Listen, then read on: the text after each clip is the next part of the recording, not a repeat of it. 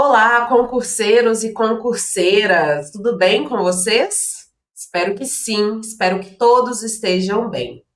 Para você que ainda não me conhece, muito prazer. Eu sou a professora Serena Alves, eu sou professora de arquivologia e estamos dando início ao nosso curso de arquivologia para institutos e universidades. É um enorme prazer poder estar ministrando esse curso para vocês. Eu espero que, ao final do curso, vocês estejam aptos a conquistar os pontos que a arquivologia tem a oferecer para vocês. Do lado de cá, podem ter certeza que eu vou dar o meu melhor, tá bom? Se você der o seu melhor daí, juntando com o meu melhor daqui, eu tenho certeza que você vai chegar no seu objetivo, beleza? Antes de iniciar o nosso conteúdo, eu queria explicar para vocês o que que me gabarita, né, a dar essa aula aqui, esse curso inteiro de arquivologia para vocês futuros concursados. Pessoal, como eu falei, eu dou aula de arquivologia, né? Eu sou formada pela Universidade de Brasília, eu me formei em arquivologia no ano de 2013. Então, mais do que gabaritada aí para ensinar esses conteúdos para vocês. Além disso, além de ser formada em arquivologia, eu também sou servidora de um instituto, do Instituto Federal de Minas Gerais. Eu atuo no cargo de arquivista do IFMG. Portanto, vocês, né, quando passarem nas suas provas, serão meus colegas de trabalho. Então, quero receber uma mensagem falando, professora, lembra daquela primeira aula que você se apresentou, contou pra gente da sua história e falou que você trabalhava no IFMG, no cargo de arquivista? Pois é, agora eu também sou servidor de um instituto, eu também sou servidor de uma universidade. Então eu espero ansiosamente para receber suas mensagens, tá bom? Eu vou achar incrível, inclusive. Já tô prevendo, já tô emanando energia positiva. Pessoal, então, por ser arquivista, por ocupar um cargo que é basicamente, né, em uma das instituições que vocês almejam também serem servidores, eu tenho todo o conhecimento para passar aqui para vocês da melhor forma, em termos de conteúdo, e também porque eu sei o que significa o sonho de você que está aí atrás dessa telinha. Então, o que tiver ao meu alcance aqui, pode ter certeza que eu farei, tá bom? Eu estudei, depois que eu formei na UNB, eu estudei por 3 anos para concurso público. No meu primeiro ano, pessoal, eu não passava em nada. Eu não era nem classificada. Eu não tinha a menor noção do que eu precisava estudar.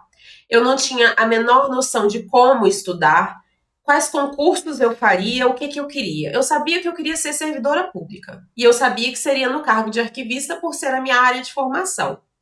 Entretanto, o que vier, eu estava pegando, estava fazendo a prova e era uma coisa meio descoordenada. Então, nesse primeiro ano, eu não alcancei nem as classificações. No segundo ano, já com alguma experiência, eu já tinha entendido, já tinha testado o que dava certo, o que não dava certo, eu comecei a ser classificada, as minhas redações começaram a ser corrigidas, e aí sim eu fui galgando posições. No meu terceiro ano de estudo, do meu segundo para o terceiro ano, as aprovações foram surgindo. Ao final, quando eu já estava finalizando os meus estudos para concurso, eu tive a oportunidade, por exemplo, de escolher se eu queria se eu queria ser servidora do IFMG, no cargo de arquivista, ou se eu queria ser servidora na UFMG, também para o cargo de arquivista, porque eu passei nos dois.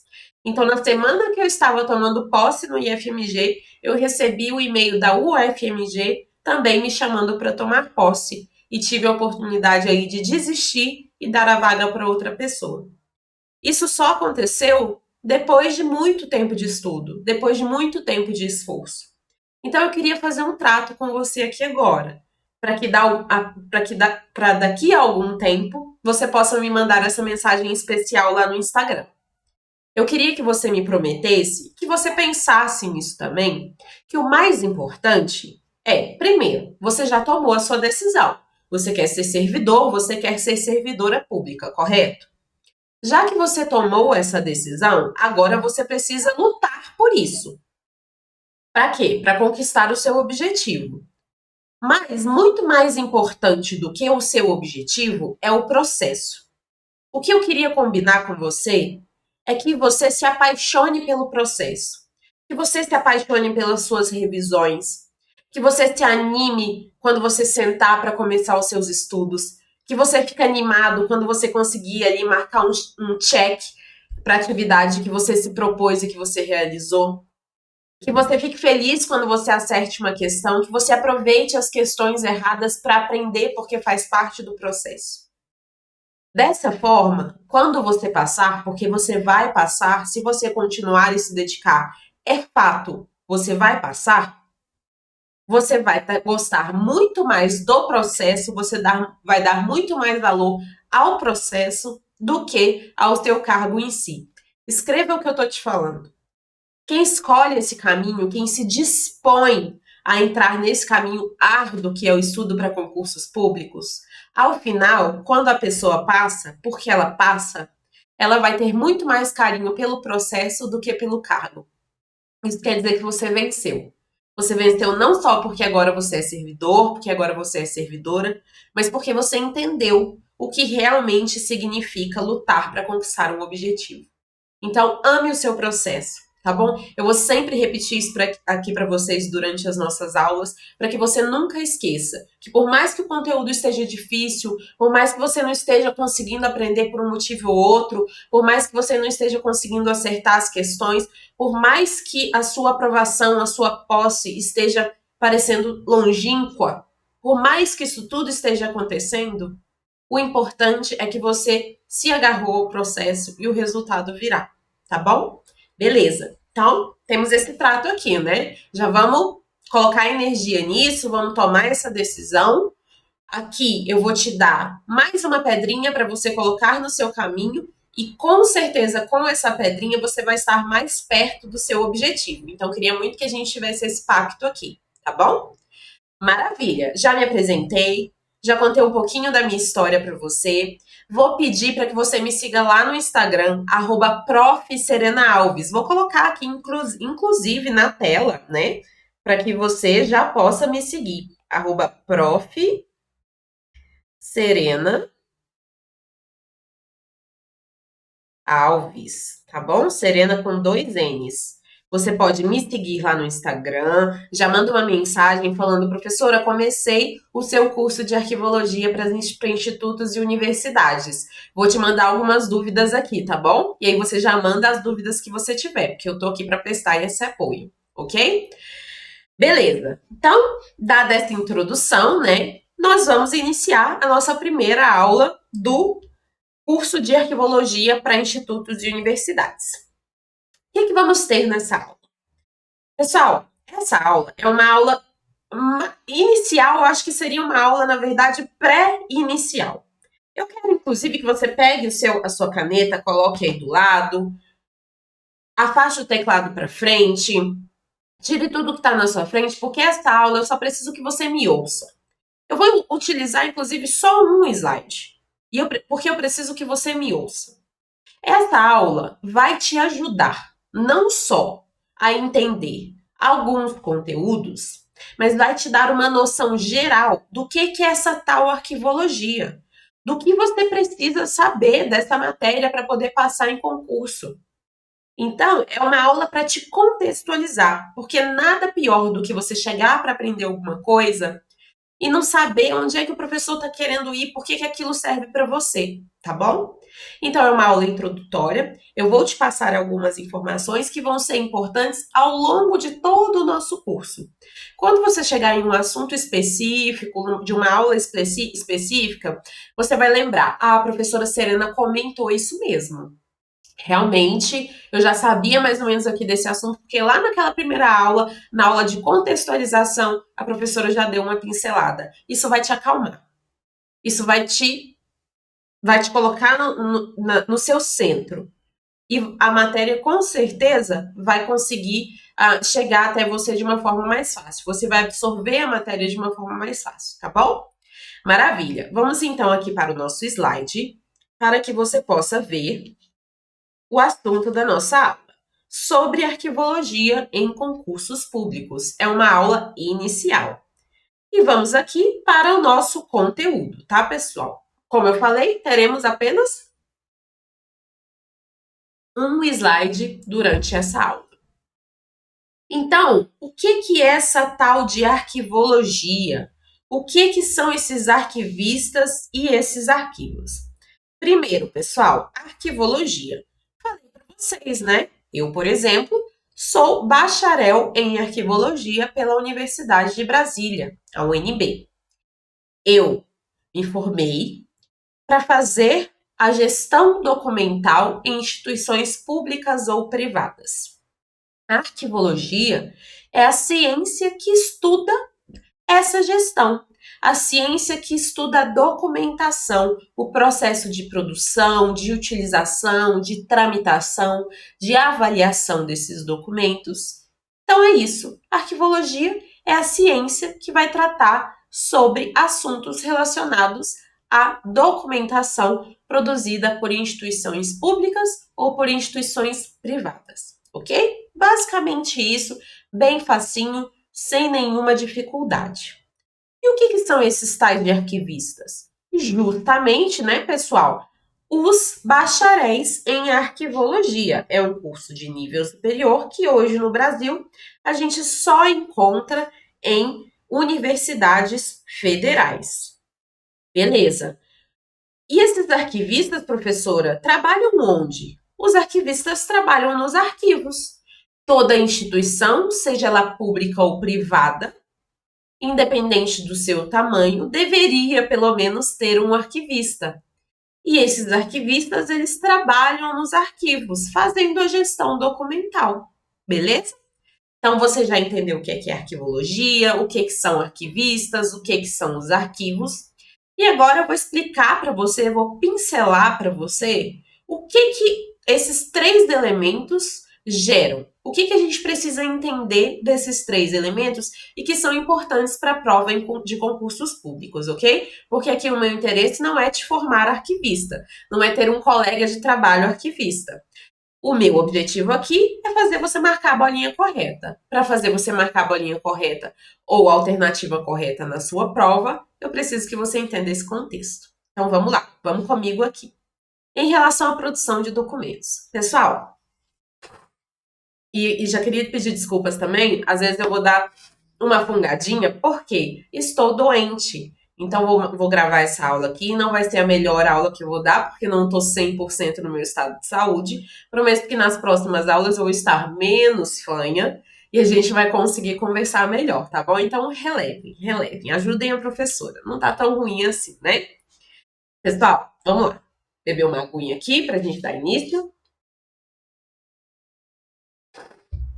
Pessoal, toda instituição, seja ela pública ou privada, instituições grandes ou pequenas, elas existem e para elas existirem, elas precisam desenvolver atividades, certo? Cada instituição vai ter um objetivo, um âmbito de atuação.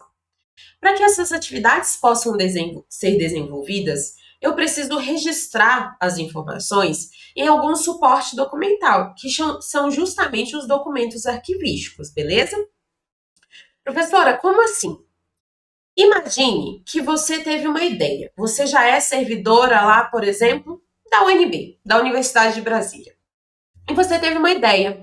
Poxa, eu queria fazer um plano para desenvolver eventos dentro da minha instituição. Eu quero fazer um plano para que na minha instituição existam eventos, beleza? Aí você pensou nas ideias, né? Poxa, na minha instituição, então, precisa de eventos, eu quero fazer eventos na área da educação, porque eu estou dentro de uma universidade, aí eu quero envolver professores, aí eu posso fazer por área, aí esses eventos eles vão acontecer no auditório da UNB, e esses eventos vão acontecer mensalmente, mas daí eu preciso de aprovação da minha chefia, porque a gente precisa ter recurso para pagar palestrante, para pagar cerimonialista, para pagar lanche, para fazer kits para eu distribuir nos meus eventos, enfim. Você tem inúmeras ideias sobre um evento que você precisa apresentar, certo? Como que você vai fazer com que as pessoas saibam do que você está falando? Para que isso seja aprovado ou reprovado, para que as pessoas possam adicionar ou retirar informações daquele plano inicial que você fez. Você só pode fazer isso, você só consegue perpassar as ideias aos interessados se você registrar essas informações, se você registrar essas ideias em algum suporte documental. Do contrário, você não consegue perpassar. Você vai chegar para o seu chefe e falar assim: chefe, eu pensei nisso, nisso, nisso, nisso, nisso, nisso, nisso, nisso, nisso, nisso, nisso. Ele vai te ouvir até você terminar de falar qual é o seu plano. E aí seu chefe vai te ouvir e ele pode ter que pedir aprovação para uma outra chefia, por exemplo. Aí ele vai e fala para outra chefia: olha, o meu subordinado teve essa ideia sobre determinado plano. O que você acha? Aí essa chefia tem que passar para alguém para revisar esse plano. Aí essa chefia fala para outra pessoa qual é o plano todinho. Não tem como, né? Até mesmo porque não é só esse plano que a instituição está trabalhando. A gente tem diversos planos. Então, como isso criaria muitos ruídos e, na verdade, é impossível de ser feito, a gente registra as atividades, a gente registra as informações em suportes documentais, em papel, digitalmente, qualquer tipo de suporte. Eu posso registrar essas minhas informações. Deixa eu travar a minha câmera aqui, beleza? Para vocês não ficarem tontos. Então, pessoal, esse registro ele é necessário, porque senão eu não consigo perpassar as minhas informações. E aí, aquela ideia daquele projeto que eu tive de fazer eventos na UNB, que seria tão legal, não sai do papel, né? Aliás, nem tem papel para ele sair. Ele só vai ficar aqui no campo das ideias, o que é muito ruim, porque as atividades elas precisam ser desenvolvidas. Imagina que esse pedido não é um projeto que eu pensei. Imagina que é um pedido de férias, por exemplo. Eu quero pedir férias, eu preciso solicitar isso de alguma forma para minha chefia poder autorizar. Eu não posso simplesmente virar para minha chefia e falar: chefia, eu vou tirar férias no dia tal até o dia tal, tá bom? Aí ela fala: tá bom, e fica por isso mesmo, não tem como. A gente precisa registrar informações em algum suporte documental para que as atividades possam ser desenvolvidas, ok? Sabendo disso, pessoal, qual é o problema então? O problema é que não é uma informação, não é um documento, são inúmeros. A gente hoje, na administração pública, por exemplo, produz muitos documentos, centenas de metros lineares diariamente de documentação pública. Então, quando a gente tem uma grande massa documental, a gente precisa, obviamente, organizar essa massa documental para que as pessoas possam acessá-las, para que essas informações possam ser úteis para a instituição. Vocês concordam comigo? Aí que entra a arquivologia, pessoal. É aí que entram os arquivistas, é aí que entram os arquivos. Por quê? Porque a gente não pode só produzir esse documento, utilizar e arquivar. Produzir, utilizar e arquivar. A gente não pode fazer só isso. Por quê? Porque vai chegar um momento que vai ficar insustentável. Não tem como eu ter um galpão de documentos e querer achar tudo, sendo que eu só terminei de utilizar o documento e fui empilhando lá ou colocando dentro de caixas. Não tem como. A gente precisa ter uma organização, uma sistemática. Aí a arquivologia vem e apresenta o que a gente chama hoje de teoria das três idades. Tudo isso que eu tô falando aqui para você não é lorota não, tá bom? Eu tô te contextualizando, mas tudo que eu tô falando cai em prova. Já comecei a falar de conteúdo, inclusive. Então a gente tem a teoria das três idades na arquivologia, que é justamente a sistemática que a gente precisa, pessoal, para que a gente consiga organizar essa quantidade de documentos que a gente produz hoje, que é monstruosa. E aí, o que diz essa teoria das três idades? Ela diz, pessoal, que os arquivos eles são compostos de documentos correntes, intermediários e permanentes. É uma teoria. Os arquivos correntes, vocês podem pensar nele como se fosse a sua mesa de trabalho, que tem aquela pilha de processos lá para você dar andamento, ou como se fosse a caixa de entrada do seu sistema informatizado de gestão arquivística de documentos. Porque não importa se eu estou produzindo em suporte papel, se eu estou produzindo digitalmente, é documento do mesmo jeito. Então, pense no arquivo corrente como a sua mesa de trabalho, com aquele tanto de documento para receber demanda, ou para ser utilizados, né, para realizar as demandas, ou a sua caixa de entrada do seu sistema informatizado, que tem os processos para você dar andamento, tá bom? O arquivo corrente são os setores de trabalho. É onde os documentos ficam, onde a demanda está ativa, os documentos estão sendo utilizados ou existe uma alta possibilidade de uso porque a demanda está ativa. Esses são os arquivos correntes e nesses arquivos a gente mantém a documentação que está em uso ou que tem uma possibilidade de uso porque a demanda está ativa. Maravilha! Os arquivos intermediários, pessoal, guardam os documentos que já cumpriram as funções pelas quais eles foram criados. Então, por exemplo, eu peço férias, né? Estou lá no arquivo corrente, no meu setor, e peço férias. A minha chefia abona as minhas férias, tudo é registrado no sistema, a gestão de pessoas faz a transferência dos valores que eu recebo por causa das minhas férias, em breve vocês receberão também. Eu tiro as minhas férias, beleza. Para que esse processo vai ficar lá no arquivo corrente? Pois eu já pedi, a chefia já autorizou, eu já tirei, eu já recebi, já está marcado lá no meu sistema de pontos. Por que é que eu vou precisar ficar acumulando o documento lá no meu setor de trabalho? Não tem porquê. Esse pedido de férias, muito provavelmente, vai ser transferido para o arquivo intermediário. Lá no arquivo intermediário, esse pedido de férias fica aguardando ou a eliminação ou o recolhimento para guarda permanente. E pode ser que o arquivo corrente, as pessoas que trabalham lá nos setores, precisem desse pedido de férias para comprovar alguma coisa, às vezes deu algum problema. Então, esse documento fica no arquivo intermediário, porque talvez o arquivo corrente pode precisar dele ainda, ou aguarda a eliminação ou o recolhimento para guarda permanente. Vai depender do que a tabela de temporalidade e o plano de classificação definir, ok?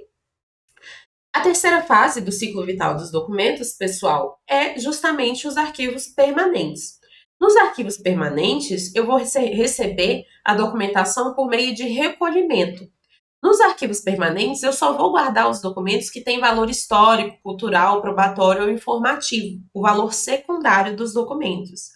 É um pouquinho só, é 10, 15% no máximo do que uma instituição pública produz em termos documentais. E lá eu só vou ter a nata da nata do que foi produzido. O resto, tudo pode ser eliminado. Por quê? Porque esses documentos já cumpriram as suas funções e não tem por que a gente ficar armazenando. Desta forma, com essa sistemática de arquivos correntes, de arquivos intermediários e de arquivos permanentes, eu consigo deixar no lugar correto, pelo tempo necessário, os documentos corretos. Então, eu vou ter no arquivo corrente o meu pedido de férias enquanto a demanda estiver ativa. Depois que ela não estiver ativa, eu posso transferir para o arquivo intermediário. Depois do arquivo intermediário, eu posso recolher esse documento se ele tiver valor secundário ou eu vou eliminar.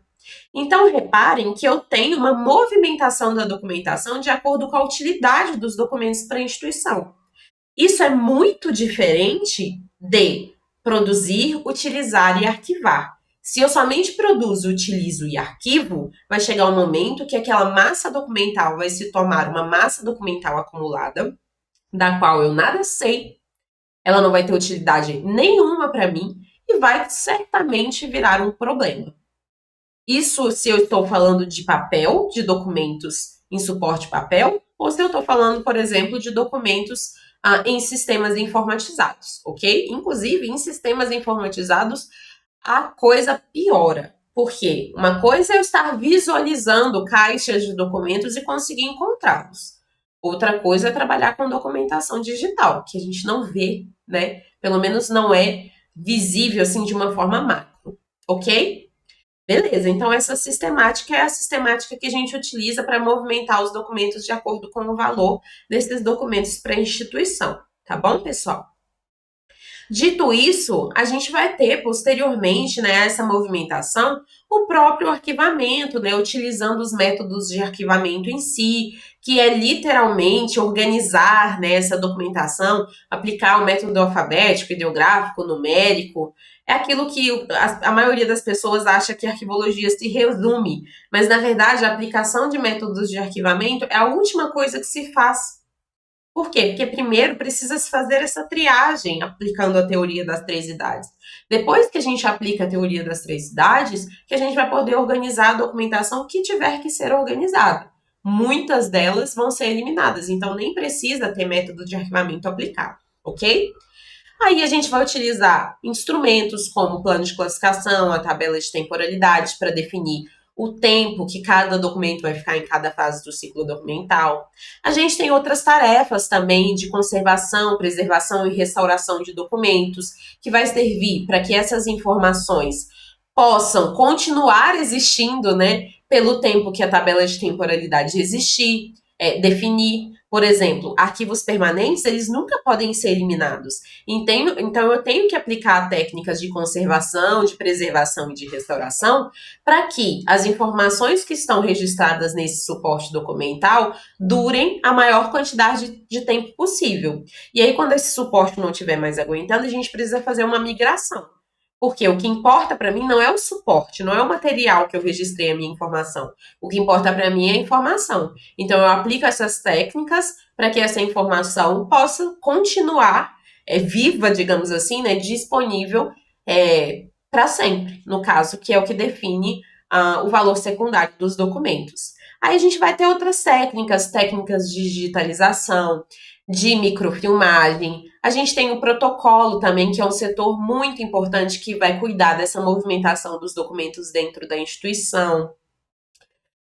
A gente vai trabalhar também instrumentos de pesquisa, que são instrumentos que a gente utiliza no âmbito do arquivo permanente para facultar o acesso às informações ao cidadão que chega no arquivo querendo tudo, mas na verdade a gente precisa filtrar. Então a gente utiliza os instrumentos de pesquisa. A gente tem modelos de referência, por exemplo, o EARC Brasil, que é modelos de requisitos para sistemas informatizados de gestão arquivística de documentos. Esse modelo vai dizer o que é necessário ou não que um sistema arquivístico de documentos digital tenha para poder fazer uma boa gestão documental, que é a mesma gestão documental que a gente faz em suportes físicos, em papel, por exemplo, que é a grande maioria da documentação pública que a gente produz. Então, reparem que eu passei aqui por vários pontos. Eu falei para vocês de gestão documental, eu falei de teoria das três idades, eu falei da movimentação dos documentos, de método de arquivamento, da tríade, né, conservação, preservação e restauração. Eu falei da difusão, utilizando os instrumentos de pesquisa nos arquivos permanentes, técnica de microfilmagem, de digitalização, de protocolo. A gente também vai ter os princípios arquivísticos, que são os princípios que vão doutrinar todo esse processo arquivístico que a gente aplica nas instituições. Cada princípio vai ter um objetivo. Então, vários assuntos aí para a gente estudar. Voltando para o nosso slide, reparem que expliquei para você aqui, né? Como, então, que esses documentos nascem, como é que funciona a produção da documentação. Por que a gente precisa gerir essa documentação, né, pessoal? Por quê? Porque senão a gente vai só acumular e vai chegar um momento que a gente não vai ter mais condições de saber nada sobre aquele conjunto documental. Então, a gente tem que fazer a gestão desses documentos, sim. E aí, a gente tem uma sistemática, né, que é a teoria das três... A teoria... Vou apagar aqui. A gente vai ter a sistemática, pessoal, da teoria das três idades, que são os arquivos correntes, os arquivos intermediários e os arquivos permanentes. E a gente tem que aplicar técnicas de conservação, de preservação, de restauração, para garantir a perpetuação das informações. E temos questões práticas também, né, como os métodos de arquivamento. Falei aqui para você sobre vários pontos que vamos estudar no nosso curso, mas a ideia geral é essa, pessoal. Porque a gente produz muitos documentos, a gente precisa ter uma forma de organização para que essa documentação seja útil para a instituição. Se aquele seu plano de fazer eventos na UNB for arquivado da maneira correta e guardado pelo tempo correto, uma pessoa que futuramente tem alguma ideia parecida pode utilizar esse documento como referência para produzir um novo projeto. Isso na instituição tem muito valor. Por quê? Porque se a gente não tem essa recuperação de informações, a gente acaba tendo retrabalho. Então, esses documentos, eles servem de apoio, eles servem de prova. E tem vários mecanismos dentro da arquivologia que a gente utiliza para que essas informações estejam sempre disponíveis, a depender da informação. Enquanto essa documentação tiver valor para a instituição, a gente precisa guardá-la, só que tem que ser no local correto. Então, nós vamos passar por todos esses conteúdos, mas eu não tinha como iniciar a matéria sem explicar para você, para te dar um contexto. O que é essa tal de arquivologia, esses arquivistas, o que se faz, para que existe, qual que é o objetivo. Em concurso público, e eu vou falar mais especificamente para concursos de institutos e universidades, a arquivologia é cobrada de uma forma muito simples. Tem uma notícia boa e uma notícia ruim para você. A notícia boa é que, é o que eu acabei de falar, é uma disciplina simples. A notícia ruim é que concurseiro que é concurseiro já sabe a disciplina. Ele já estudou, ele já aprendeu, porque é fácil. Se você estudar, se você dedicar minimamente, você acerta as questões. Então, se cai 10 questões de arquivologia na sua prova, o concurseiro experiente vai acertar. Então, ele já tem 10 questões à sua frente. Então, você também precisa estudar a disciplina minimamente. Precisa ver as minhas aulas aqui no caso. Para que você também tenha o conhecimento, que é fácil, mas não é de graça, para que você também consiga essas 10 questões e aí, então, passe a competir em pé de igualdade com essas pessoas que já estudam há muito tempo, ok? Então, é uma disciplina fácil, mas não é uma disciplina de graça, infelizmente. Essa é a má notícia. Você precisa estudar minimamente, prestar atenção nas aulas, fazer os exercícios para você acertar as questões, que eu te garanto, eles vão acertar. Eles vão acertar. Tem matérias muito mais difíceis, que aí é variável, né? A gente não sabe se as pessoas vão acertar ou não, mas eu te garanto, uma pessoa que teve um bom acompanhamento em arquivologia, que teve boas aulas, ela vai conseguir garantir esses pontos. Então, você não quer sair atrás, quer? Não, né? Você já quer garantir esses pontinhos. É por isso que eu tô aqui, para te ajudar ao longo dessa caminhada com o maior prazer e o maior carinho do mundo. Pessoal, coloquei aqui para vocês o meu Instagram, novamente, para que vocês possam me seguir lá e mandar as suas dúvidas. Estou sempre disponível e nós vamos nos ver na nossa primeira aula de conteúdo mesmo, tá bom? Então, termina aqui, assimila todas as informações que eu te passei. Você pode aí tentar fazer algum rabisco, tentando conectar essas informações. E aí, quando você for estudar os assuntos, eu tenho certeza que vai estar mais tranquilo para vocês entenderem, tá bom? Um beijo, bons estudos, força e vamos lá iniciar esse curso com o pé direito. Até mais, pessoal!